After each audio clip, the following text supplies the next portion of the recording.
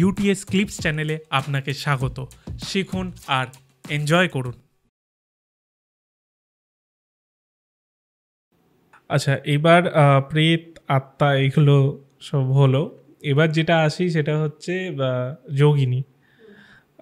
যোগিনী নিয়ে অনেক কিছু আমরা শুনেছি, ওকে, কিন্তু আপনার মুখ থেকে শুনতে চাইছি আসলে এই সাধনাটা কেমন আর কি হয়। দেখো, যোগিনী সাধনা অনেক বছরের। এখন যোগিনী সাধনা প্রায় দেখাই যায় না, লুপ্ত হয়ে গেছে। একটা সময়ে যোগিনী সাধনা ছিল না, সেটা আদিবাসী তন্ত্র, প্রকৃতিকে ঘিরে হতো। এখন যেমন এটা তন্ত্রের মধ্যে একসঙ্গে ইনক্লুড হয়ে গেছে যোগিনী।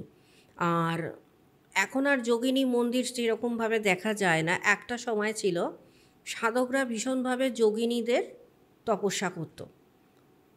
তো যোগিনী যদি আমি আসি, যোগিনী অষ্টমাতৃকার কথা যদি না বলি তাহলে যোগিনীর কথা বলা সম্ভব হবে না। অষ্টমাতৃকা মানে ৮ জন আমাদের যোগিনী। ওই ৮ জন যোগিনীর আমার ৮ জন করে পরিচারিকা আছে। ওই পরিচারিকাকে ঘিরে হচ্ছে গিয়ে টোটাল ৬৪ জন। টোটাল হচ্ছে গিয়ে ৬৪ যোগিনী। এই ৬৪ যোগিনীর সাধনা করা অত সম্ভব হয় না। তো ৮ জন যোগিনীর সাধনা করাটা কিন্তু কর্তব্য, যদি সে যোগিনী সাধনাই করে। যোগিনীকে বলা হচ্ছে আমাদের মহামায়া আদিশক্তির অংশ। এই অংশ থেকে, মহামায়া থেকেই কিন্তু এই ৮ জন যে অষ্টমাতৃকা বা অষ্টযোগিনীর উৎপত্তি হচ্ছে। তার মধ্যে ধরো, যেমন ১৩০০ শতাব্দীতে যোগিনীদের যে মন্দির সেগুলো আবিষ্কার হয়েছে। কয়েকটা আমাদের ভারতবর্ষে আছে জায়গা, এখনও সেগুলো দেখা যায় যোগিনী মন্দির। যেমন ধরো, রয়েছে আমাদের মধ্যপ্রদেশে মিটাবালি বলে একটা গ্রাম আছে। সেই গ্রামে যে মন্দির আছে, খুব প্রাচীন মন্দির, যোগিনী মন্দির। একটা সময় আমাদের একজন ইংরেজ সেখানে গিয়ে ওই যোগিনী মন্দির দেখে খুব উদ্ভূত হয়েছিল। ওই যোগিনী মন্দিরের অনুকরণে কিন্তু আমাদের ভারতবর্ষে পার্লামেন্ট তৈরি হয়েছে আজকের দিনে। এই মিটাবালিতে যেই যোগিনী মন্দির আছে সেটা হচ্ছে একেন্তেশ্বরা শিব মন্দির বলে পরিচিত। ওই মন্দির আদলে কিন্তু আমাদের পার্লামেন্ট তৈরি করা হয়েছে। তখনকার দিনের যে ইংরেজ আর্কিটেক্ট ছিল, উনি ওখানে দেখে এতটাই অভিভূত হয়েছিল যে একদম ওই আদলেই আমাদের পার্লামেন্টকে বানানো হয়েছে। তারপরে আরেকটি জায়গা আছে মধ্যপ্রদেশের জব্বলপুরে, সেটা হচ্ছে শ্রী গৌরীশঙ্কর যোগিনী মন্দির নামে পরিচিত। আরেকটি আছে হলে গিয়ে তোমার উড়িষ্যাতে যেটা আছে হীরাপুরে আছে। উড়িষ্যার হীরাপুরে হচ্ছে সব থেকে ছোটো, মানে ৬৪ যোগিনীদের মধ্যে সব থেকে ছোটো মন্দির। উড়িষ্যার রানীপুরে আছে, যেটাকে বলা হয় সোমতীর্থ। এখনও কিন্তু ওটা সোমতীর্থ নামে বিখ্যাত সেই মন্দির। উড়িষ্যার আরেকটি জায়গা আছে যেটা এখনও কিন্তু সেই যোগিনী সাধনা করতে দেখা যায়। মানে এতগুলো জায়গার থেকে একমাত্র উড়িষ্যাতে ময়ূরভঞ্জ বলে একটি গ্রাম আছে, যেটা এখনও বর্তমান। এই গ্রামের মহিলারা ভয়ঙ্করভাবে যোগিনী সাধনা করে আজ পর্যন্ত।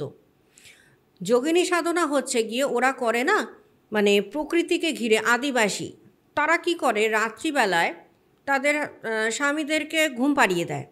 ঘুমিয়ে পড়ে যখন ঘুমন্ত স্বামীরা, তারা ঘুম থেকে উঠে মাঝরাতে বেরিয়ে যায়, বনে জঙ্গলে চলে যায়।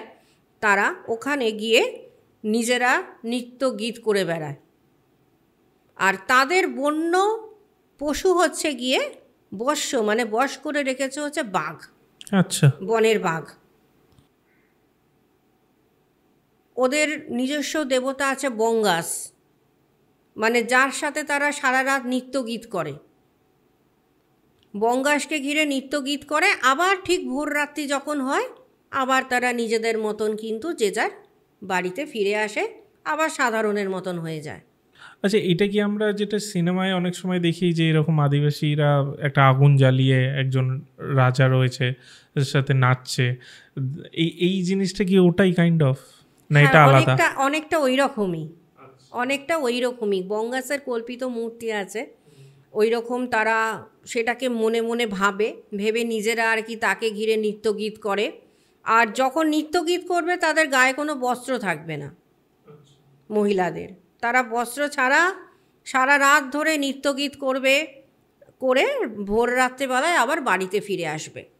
তারা মনে করে যে যোগিনী বিদ্যা শিখতে হলে মানে আমি জন্ম থেকে নিয়ে জন্মাচ্ছি না, প্রচুর পরিশ্রমের দ্বারা তারা আজকে বিদ্যায় পারদর্শী হয়েছে, তারা ভয়ঙ্করভাবে বশীকরণ করতে পারে সেখানকার মহিলারা।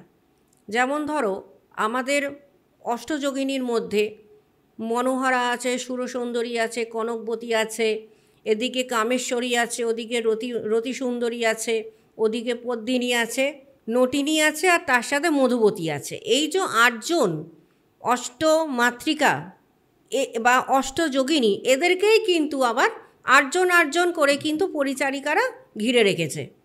আবার তার মধ্যে কিন্তু কর্ণপিশাচিনী কিন্তু এই একজন যোগিনী, কর্ণপিশাচিনী তার মধ্যে একজন যোগিনী। এই যোগিনীরা একটা সময় আকাশে উঠত, যার জন্য যে কটা ভারতবর্ষে যোগিনী মন্দির আছে সেখানকার মন্দিরের দেখবে কোনো ছাদ নেই, তারা আকাশে উঠতে জানত, কারণ তারা নিজেদের শরীর আর মনকে নিয়ন্ত্রণ করত।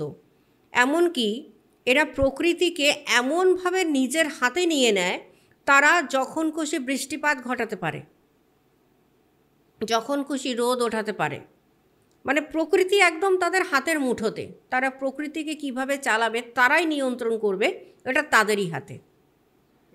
তো এখন যেমন যোগিনী বিদ্যায় সেইভাবে দেখা যায় না, কিন্তু ওই সময় কিন্তু যোগিনী বিদ্যা কিন্তু এই যে যোগিনী মন্দিরগুলো যেখানে আছে সেখানে কিন্তু যোগিনী বিদ্যা শেখানোর স্থল ছিল।